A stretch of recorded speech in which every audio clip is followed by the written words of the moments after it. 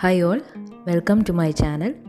ഇന്ന് നമുക്ക് തേങ്ങാക്കൊത്തും കുരുമുളകും ഒക്കെ ഇട്ട് ഈസി ആയിട്ട് ഒരു ബീഫ് വരട്ടിയത് എങ്ങനെ റെഡിയാക്കി എടുക്കുന്നതെന്ന് നോക്കാം. ഇതിന് എന്തൊക്കെ ഇൻഗ്രീഡിയൻസ് വേണമെന്ന് നോക്കാം.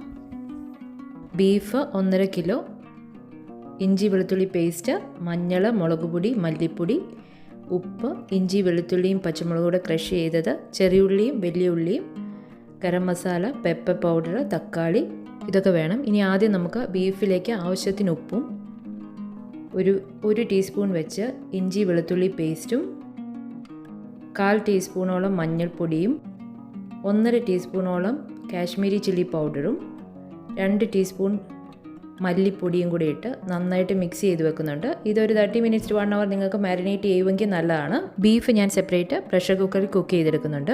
ഇനി ഒരു പാനിലേക്ക് ഒരു 2-3 ടേബിൾ സ്പൂണോളം എണ്ണ ഒഴിച്ചു കൊടുത്ത്, ഞാൻ വെളിച്ചെണ്ണ ഉപയോഗിച്ചേക്കുന്നത്, അതിലേക്ക് കടുകിട്ട് പൊട്ടിച്ചിട്ടുണ്ട്. ഇതിലേക്ക് നമ്മൾ ഒരു പിടി തേങ്ങാക്കൊത്ത് ഇട്ട് കൊടുത്തിട്ടുണ്ട്.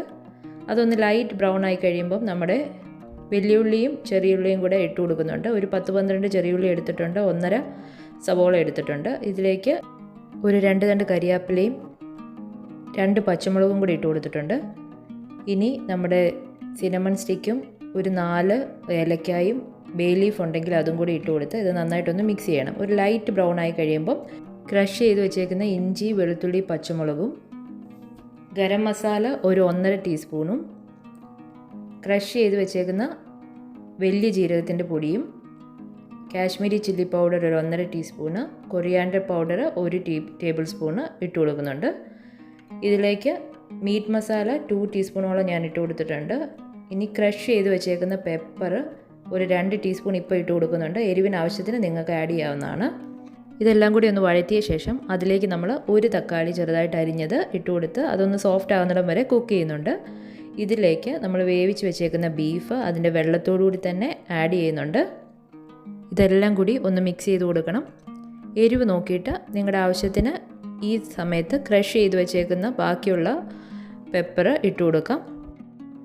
ഇതിലേക്ക് നമ്മൾ ക്രഷ് ചെയ്ത് വെച്ചേക്കുന്ന വലിയ ജീരകത്തിൻ്റെ പൊടി 1 ടീസ്പൂണോളം ഇപ്പോൾ ഇട്ട് കൊടുക്കുന്നുണ്ട്.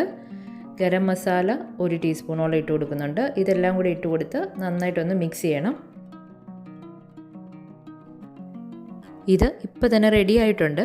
പിന്നെ ഇത് കുറച്ചും കൂടെ ചെറിയ തീ കിടന്ന് നന്നായിട്ട് വരണ്ട് വരുമ്പോഴാണ് അതിന് കുറച്ചുകൂടെ ടേസ്റ്റ് വരുന്നത്. കളറൊക്കെ മാറി നല്ല ഡ്രൈ ആയിട്ട് കിട്ടും. അന്നേരം അതിന് ഒന്നുകൂടെ ടേസ്റ്റാണ്. ഈ സമയത്ത് നമ്മളിതിലേക്ക് ഒരു തണ്ട് കരിയാപ്പിലയും കൂടി ഇട്ട് കൊടുക്കുന്നുണ്ട്.